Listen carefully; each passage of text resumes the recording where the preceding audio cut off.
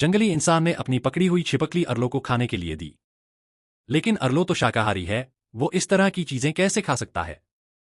छिपकली भी देर तक बिना ध्यान दिए हुए खुद भाग गई। अरलो का इस तरह खाना बर्बाद करना जंगली इंसान को बहुत अजीब लगा, इसलिए उसे फिर से खाना ढूंढने जाना पड़ा। थोड़ी देर बाद वह एक गोबर के कीड़े को लेकर आया। यह प्रोटीन से भरपूर होता है, इसे खा लो। जंगली इंसान ने देखा कि अरलो उसे खाने का इरादा नहीं रखता, तो उसने उसे खुद खाकर दिखाया। अरलो ने उसकी हरकत देखी और उसे अजीब लगा। अब तो ठीक है ना? जंगली इंसान कुछ बड़बड़ाते हुए झाड़ियों में गायब हो गया। कुछ समय बाद उसने अरलो के सामने कुछ जंगली फल रख दिए। अब जंगली इंसान समझ गया कि यह डायनासोर शाकाहारी है। अरलो पहले तो यह फल नहीं लेना चाहता था, लेकिन इन फलों का स्वाद उसे बहुत अच्छा लगा।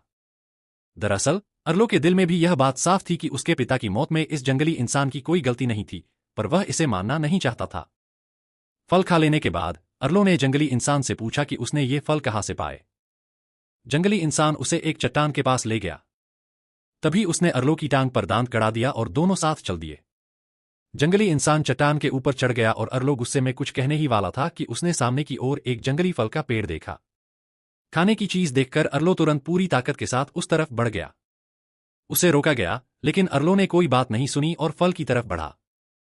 जैसे ही उसने फल की ओर मुंह बढ़ाया, एक लाल रंग का चार पैर वाला सांप उसके चेहरे पर आ गिरा। डर के मारे अरलो ने सांप को झटका दे दिया और खुद भी चट्टान से नीचे गिर गया। 1:29 मामला तब गंभीर हो गया जब सांप भी वहीं नीचे गिर पड़ा। ऐसे में जंगली इंसान ने साहस दिखाया और सांप के पीछे जाकर उसकी कमजोरी का फायदा उठाया। वह सांप से छिपकर मौका देखकर उस पर वार करने लगा। सांप के झपटने के बावजूद जंगली इंसान बड़ी आसानी से उससे निपट गया और उसे भगाने में कामयाब रहा। जंगली इंसान के साहस को देखकर अरलो को हैरानी हुई। इस घटना के बाद दोनों के रिश्ते में एक नई समझ पैदा हो गई और अब दोनों साथ चलते हुए घर लौटने लगे।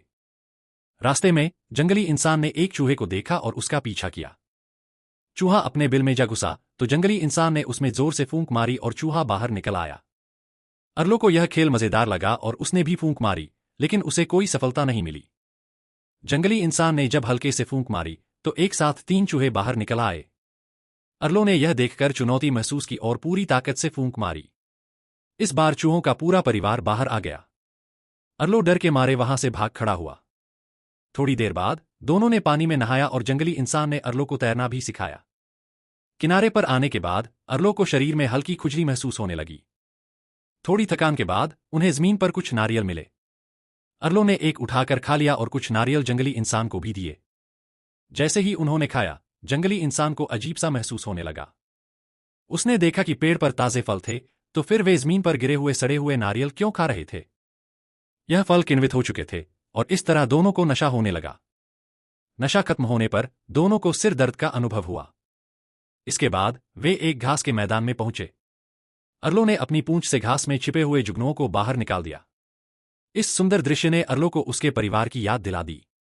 उसने जमीन पर कुछ टहनियों का इस्तेमाल करके अपने परिवार के सदस्यों का चित्रण किया।